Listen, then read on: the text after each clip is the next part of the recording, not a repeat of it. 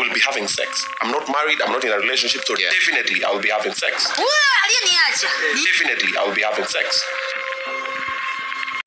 I'm not gonna have any. The downside to it is I really love kids. And if I meet somebody special later in life.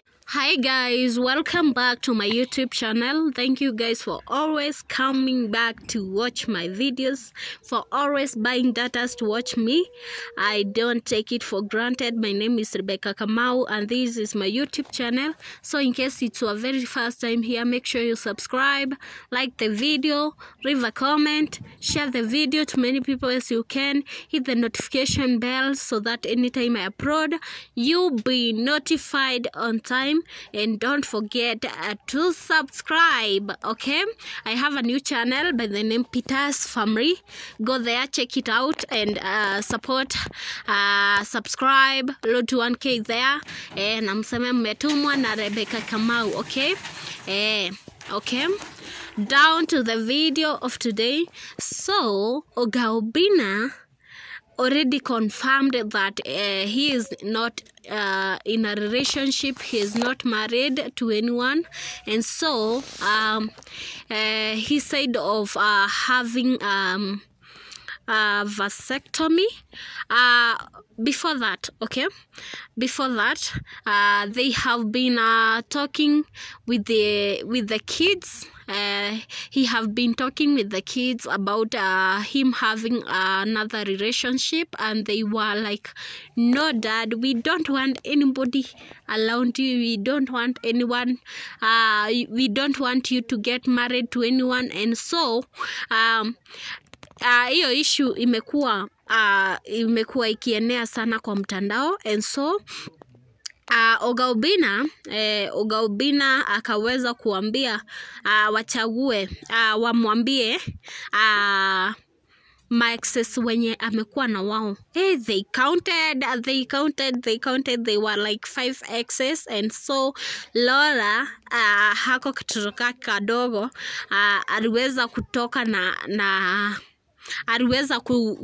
na a conversation yenye alikuwa anaongelelea ex wake wa mwisho, and so akaweza kusema that ex wa Oga Obinna wa baba yao alikuwa amemgift sweater, na later on akaweza kuja kuichukua.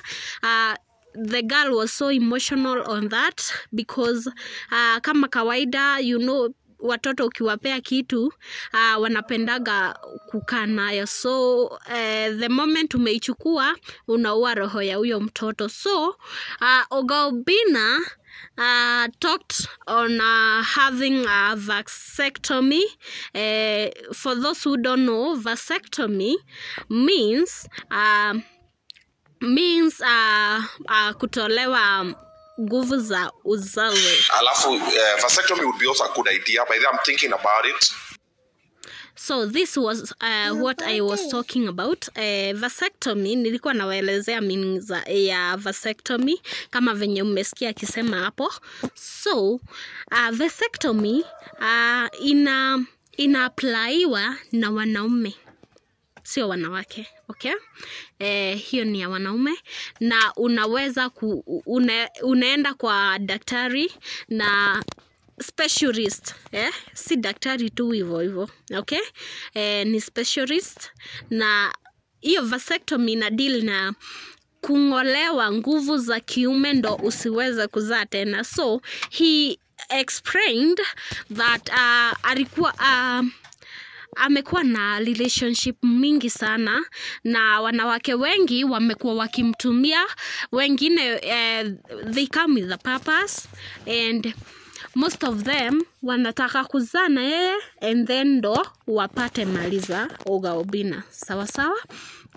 And so amewatambua na amesema ya kwamba instead ya mtu akujaye anajifunganisha na yeye juu amepata mimba or something, na sijui amepata mtoto na yeye ati ndo ampokonye mali zake zenye ametafuta kwa nguvu mingi. So aliamua ya kwamba anaweza fikiria of undergoing vasectomy, and kama kawaida as you know, Gaubina ni yule mtu mwenye hata mtu akikuja kwa life yake, he is there to help, he is there to raise you, he is there to support you on whatever you do. Kama venye tumeona amesupport demu wa Facebook hadi akajisimamisha, and also tunamuona bado hata after demu wa Facebook ametoka kwa ile channel yake ya weekly show yenye walikuwa na host pamoja, and after kwenda kuendelea kwa channel yake akaanzisha umbea kwa channel yake, bado alisema atamsupport. And so watu wamekuwa akisema kwamba Gaubina, hata si wenyewe tunajua, Gaubina anakuaga yule msee wa kuhelp and anasahau. And so watu wanachukuriaga hiyo kama wanataka kumtumia. Yes, watu wenye amekuwa na wao kwa life yake in a relationship wamekuwa wakumtumia, although ametoka na watoto, yes, but hao watu wamekuwa wakimtumia vibaya. And so ndo maana akaamua undergo that vasectomy, because mtu anajifunganisha na watoto. Okay, sasa unasikia hata ako katoto kake Laura kanasema ya kwamba ati huyo last ex alimgift sweater na akaichukua. So drop your honest opinion on that.